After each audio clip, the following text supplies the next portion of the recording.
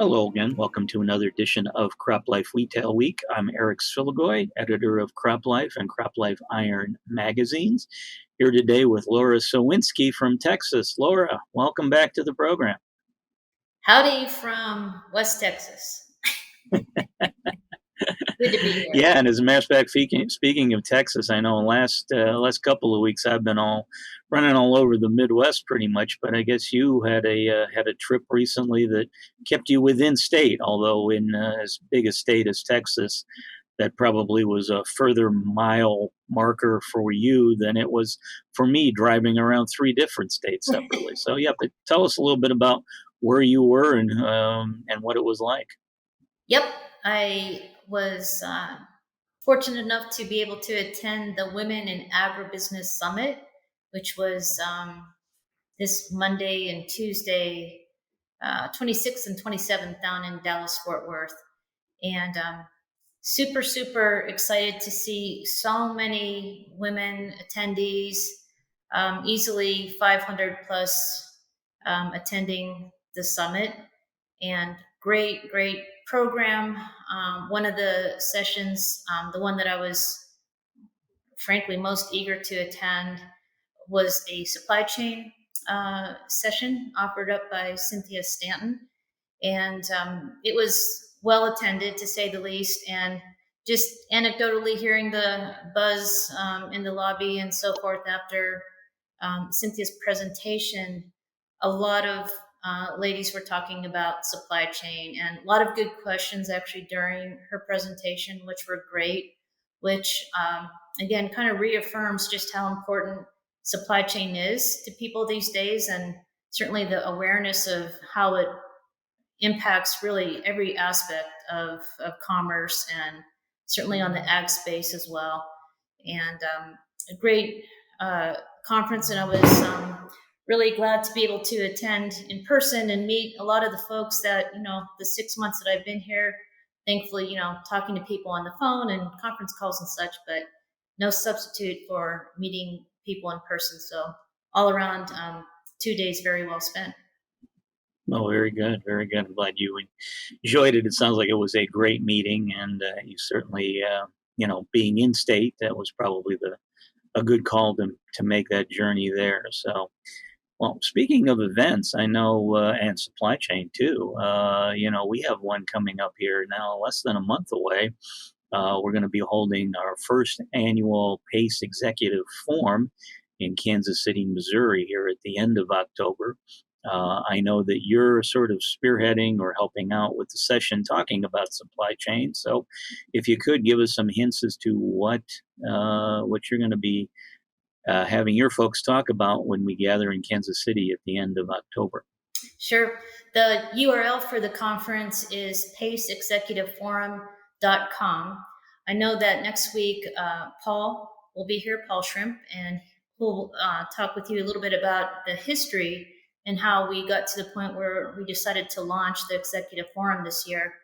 But the PACE Advisory Council and the initiative itself, correct me if I'm wrong, but 1995, I believe, is when it launched. And really the reason for being is to elevate professionalism and conversations in the ag space, what's happening, where it's going, what's important, what we should be keeping our eye on. The advisory council was launched mid-90s as well. That was a members-only exclusive group, if you will, thought leaders in the ag space that would get together for one full day during the year to really talk about candidly and behind closed doors, really what was going on, and sharing stories, and kind of comparing notes, and also really setting the course for the next 1 to 2 years.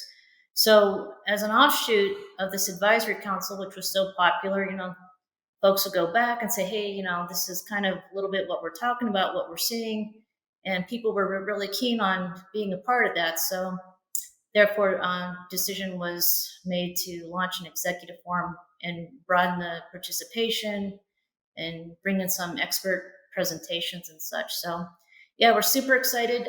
End of October, Kansas City, paceexecutiveforum.com. Yeah, and I know for myself, I mean, this has been a long time in the making. I mean, we first started formulating the plans for a larger PACE event after the 2019 PACE Advisory Council Hmm. that took place in October of that year. And of course, since then, we had 2 years of pandemic shutdowns and travel restrictions. So we did not pull the trigger on actually getting this event, in person off the ground. But lo and behold, I got to say, I'm kind of getting excited because it looks like Hmm. this year's will be taking place, and we'll be gathering with the folks. I know I've already had two webinars, sort of as teasers leading into the live event, one in August and one in September. And now, just since this video will be airing in the early first couple of days of October, if you're interested, on Tuesday, October 4th, I have the third PACE webinar looking at the new generation of agriculture, definitely focusing mostly on the technology, the ag tech side, and adoption. I've got three great speakers lined up for that: Ben Saunder from Frenchman Valley Co-op, and Hmm. Doug Gott from Wilbur Ellis, and then of course Jeremy Wilson, who is with Ag Gateway, but was also a speaker at a Tech Hub Live event this past summer. And these three gentlemen all know ag and they all know technology, so it ought to be a spirited debate. So please check that out if you're interested. I'm sure we'll have a link on the screen where you can register. There is definitely still time between now and Tuesday. So Right, right. Honestly, your series, this is the third in that series, August, September, and then October, this one coming up. Great lead up to the conference. Just wanted to add, in terms of the content, we have three content pillars, if you will, that are kind of guiding the panels and the presentations. As I mentioned at the Women in Agribusiness Summit that I attended this week, supply chain front and center, really just about in every topic that was covered, there was somehow supply chain was a prominent theme. So one of our pillars for PACE is the new supply demand environment, and we have two panels under that pillar.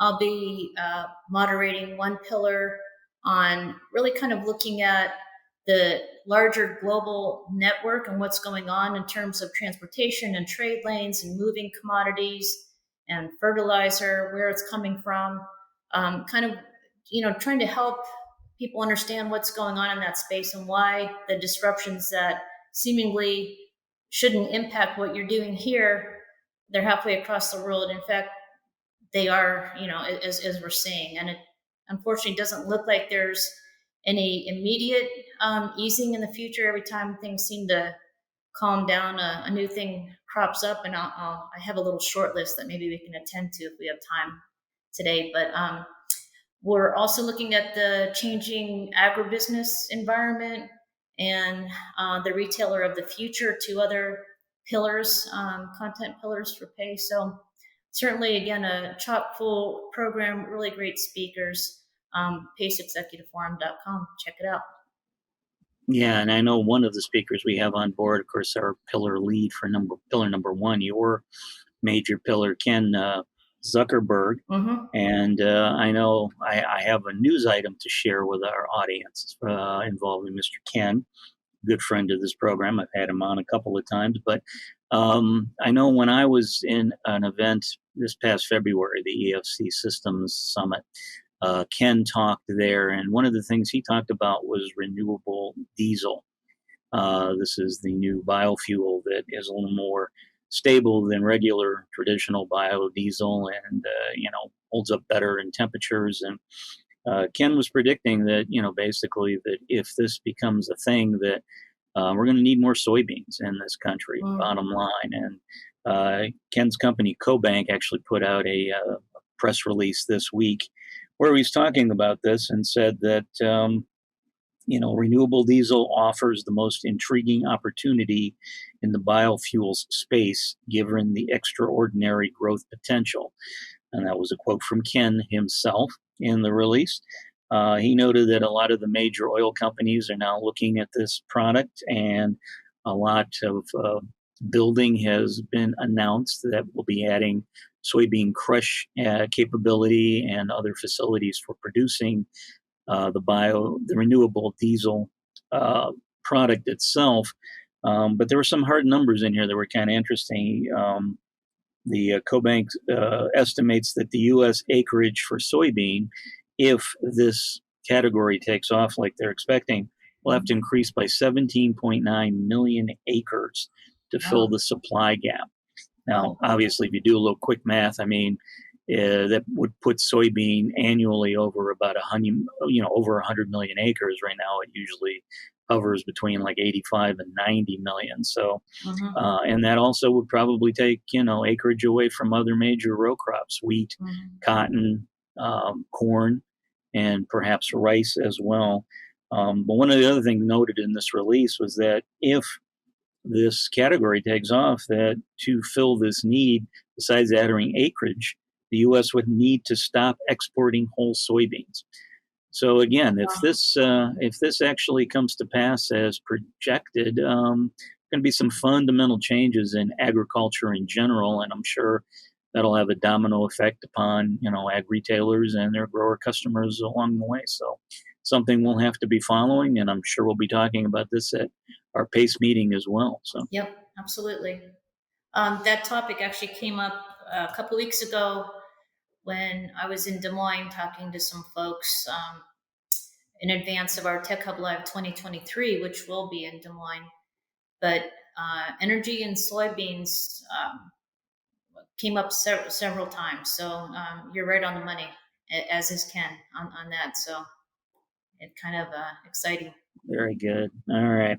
Well, one other thing to share, I guess, sort of also on the supply chain side, I know that the Biden administration announced back in February that they were offering up grants to the tune of $250 million for folks who wanted to start producing fertilizers domestically here in the United States to help out with some of the supply chain issues we're dealing with around the globe.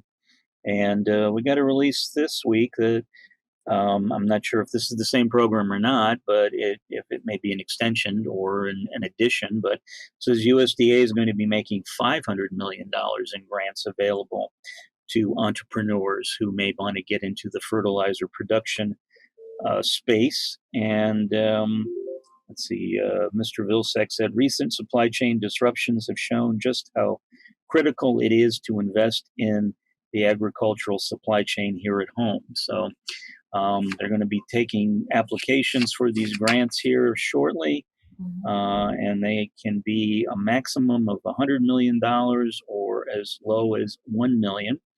And the grant term is for 5 years. So again, we'll be seeing more, hopefully, development domestically and production of fertilizers here in the United States, so that reliance on overseas markets won't be as big an issue. And then if Mhm. other conflicts like the Ukrainian-Russian conflict come up Right.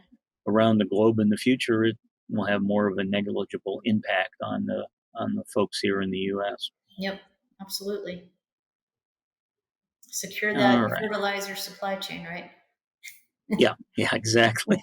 I know your favorite topic. So, all right. Well, Laura, so let us try to wrap this up then with your favorite segment and everyone's time for fun with numbers.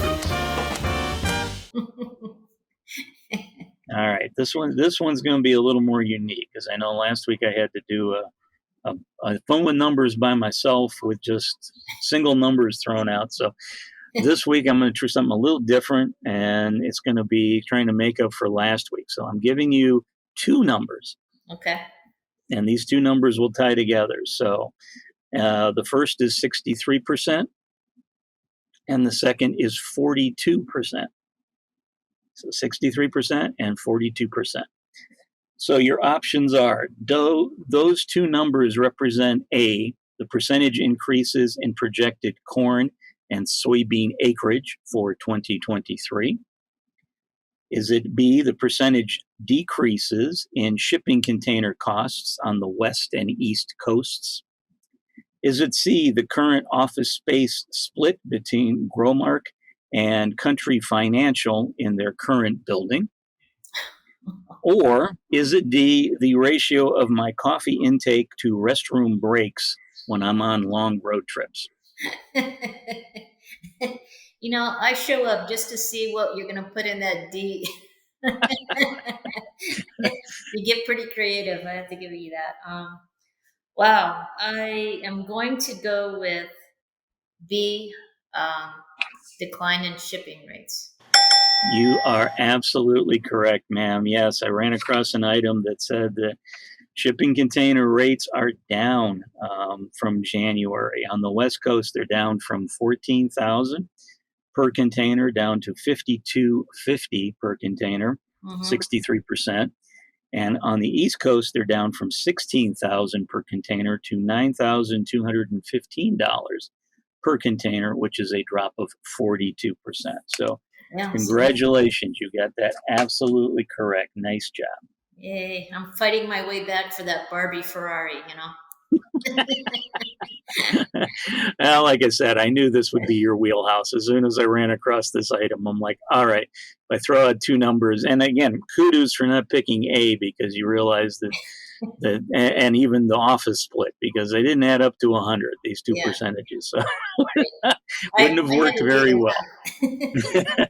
Oh, that's 105. All right, Miss Laura. Well, thanks for joining us this week. Appreciate it. And yeah, like we said at the top of the program, if you're interested in the PACE executive forum and finding out more or attending, visit the website and see for yourself. And then please tune into the webinar next Tuesday, October 4th at 2 o'clock Eastern Time. I'm Eric Sfiligoj on behalf of myself and Lara Sowinski. Thanks for joining us. We'll see you again soon. If you have questions or comments about today's episode of Retail Week, contact us by email or Twitter, or type your message in the comment section below. Your feedback is important to us. We will try our best to address your thoughts in next week's episode, and be sure to subscribe to our YouTube channel.